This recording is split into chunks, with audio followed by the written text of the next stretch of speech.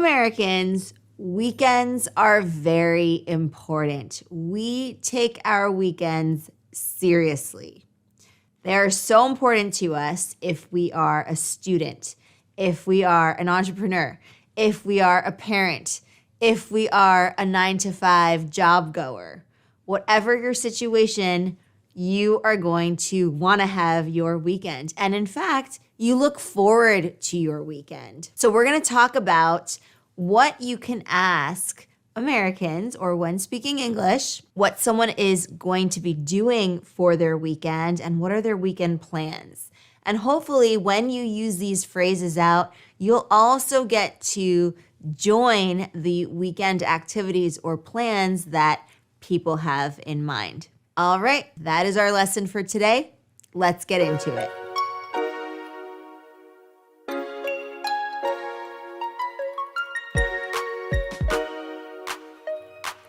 So in English, we have this great expression. You might have heard of it. It's actually an acronym. So it's TGIF, meaning thank God it's Friday, or thank goodness it's Friday. And in fact, when I was growing up, there was a block of television shows on one of the major networks.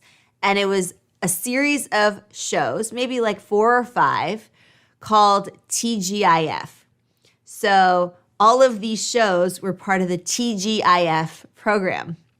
And it is really funny because, people at school would be like, well, TGIF, thank God it's Friday. Everyone, the students, the teachers, we were all very excited. And of course, as I got older, that remained the same. TGIF is abundant.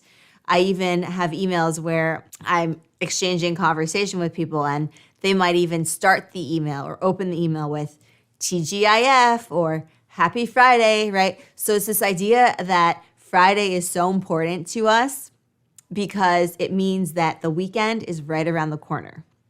So now let's talk a little bit about what questions you might ask when you are talking to someone on Friday, typically on a Friday, or maybe even on a Thursday, about the plans that they have scheduled for the weekend.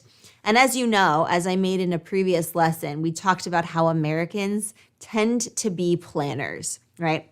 We like things planned. So for example, if I am going to be doing something with friends this coming weekend, I probably will plan something with them today, tomorrow, a few days before the weekend. So Friday might be a little bit too late, only because there might be plans already made and those might be set in stone. And for example, if it's a concert where everyone needs a ticket, there might not be any room for more people to add, right? So in that sense, Friday might be cutting it a little bit close, meaning it's a little too close to the weekend, but still, typically when you're talking to people and asking them about their weekend plans, you could ask these on a Friday.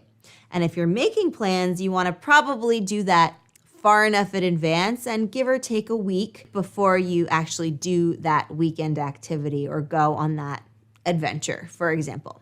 All right, so some of the questions that you can ask in English when talking about someone's weekend plans are the following. The first one is, what are you up to this weekend? What are you up to this weekend? And the question is, what are you? But we like to, again, because of connected speech, we have linking happening. So what are you? What are you? What are you? What are you up to this weekend? What are you up to this weekend? And notice how my voice is a little bit stronger and I'm slower on the weekend, right? What are you up to this weekend? What are you up to this weekend? What are you up to this weekend? Okay, so with that intonation, stress, and pronunciation, try it out yourself. What are you up to this weekend?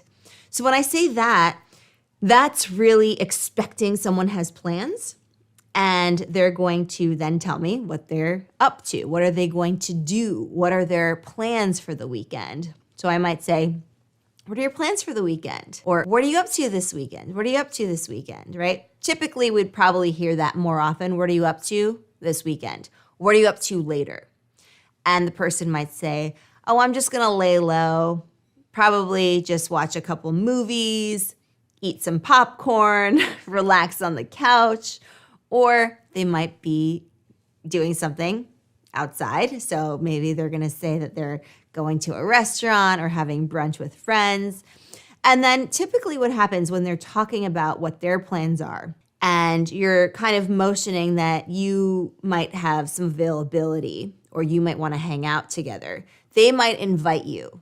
So that's typically when the invitation will come, after they start talking about what they're going to be doing. For example, I'm going to go out to brunch. Do you want to tag along? But generally speaking, if there are going to be a lot of other people there that you might not know, it's not common that an invitation will be extended to you, unless it's something like a house party where there's a couple of people, or a dinner party where there's meant to be new people there, where it's not just a small group of friends, it's friends plus their plus ones. Does that make sense? So the idea with that is that when someone's going to respond, if there is an opportunity to invite you, they will at that moment. There's no need to say, oh, can I come? Right? That does not necessarily go over well if you don't know the person very well and they don't know you very well. But just by asking that question, what are you up to this weekend? It's kind of presenting it so that you're angling towards maybe doing something together, right? Without even asking it explicitly, which is really cool, because that way you're asking basically for an invitation, but you're not asking for an invitation. It's very subtle. All right, the other way you can ask what someone's up to that weekend is, got anything planned this weekend? Got anything fun planned, right? Got anything planned, or got anything fun planned. With linking, we say, got anything, got anything, got anything, got anything. It sounds really different, right? Than just got anything. But with linking and connect to speech, got anything, got anything, got anything fun planned this weekend? Got anything fun? Got anything fun planned, right? So when you're practicing that, I want you to do that in chunks, right? So you can start with the beginning or you can start with the end. Fun planned. Anything fun planned? Got anything fun planned? Got anything fun planned? Or you can start from the beginning. Got anything? Got anything? Got anything? Got anything? Got anything fun planned? Got anything fun? Got anything fun planned? Right? And so you're going to want to repeat it so that you can really get it. You want to nail it on the head. So with your pronunciation and intonation and inflection, of course. So practice that a couple of times. Again, when we say, got anything fun planned, the question we're asking is, do you have anything fun planned? But we say, do you got anything fun planned? But you can also just eliminate do you and just say, got anything fun planned? Got anything fun planned? Got anything fun planned this weekend? Right? So it's like, what do you have going on this weekend? And maybe you're going to do something together.